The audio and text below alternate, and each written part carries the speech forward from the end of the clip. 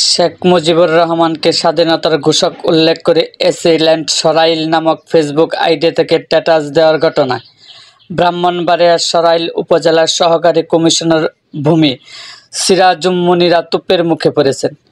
আজ বুধবার সকালে পুষ্টি দেওয়া হয়। এরপর থেকে সামাজিক যোগাযোগ মাধ্যমে এটি ছড়িয়ে পড়ে। পুষ্টিকে কেন্দ্র করে সরাইল উপজেলা বিএনপি সহ বিভিন্ন মহলে তোলপাড় চলছে।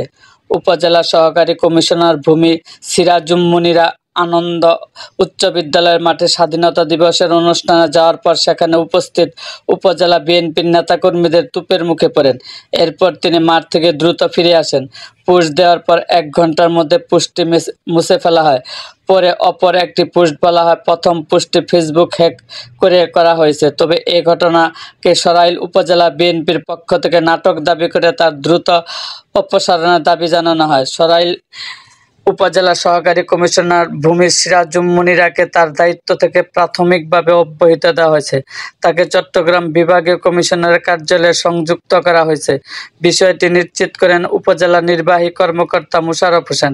সরাইল উপজেলা বিএনপির সাধারণ সম্পাদক নুরুজ্জামান লস্কর তপু সাংবাদিকদের জানান, সরাইলের এসিল্যান্ড ফেসিবাদের দোসর। তার ফেসবুক হ্যাক হয়েছে, এই নাটক কাজ হবে না, তার বিরুদ্ধে ব্যবস্থা নিতে হবে। এ বিষয়ে জানার জন্য সরাইল উপজেলা সহকারী কমিশনার ভূমি সিরাজুম মুনিরা কারসানের মোবাইল ফোনে একাধিকবার কল দেওয়া হলেও তিনি রিসিভ করেননি।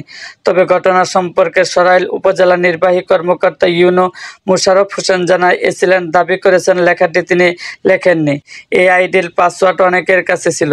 জেলা প্রশাসক বলেছে তাকে আপাতত দায়িত্ব থেকে অব্যাহতি দেওয়ার জন্য। আপাতত তাকে চট্টগ্রাম বিভাগীয় কমিশনারের কার্যালয়ে সংযুক্ত করা হয়েছে। পাশাপাশি বিষয়টি তদন্ত করার নির্দেশনা দিয়েছেন। এরকম আরও ভিডিও পেতে এবং রাজনৈতিক অঙ্গনের নানা ঘটনা ও ইতিহাস জানতে আমাদের মুক্তাগাছার ইতিহাস মিডিয়া ইউটিউব চ্যানেলটি সাবস্ক্রাইব করুন এবং পাশে থাকা বেল আইকনটি বাজিয়ে দিন।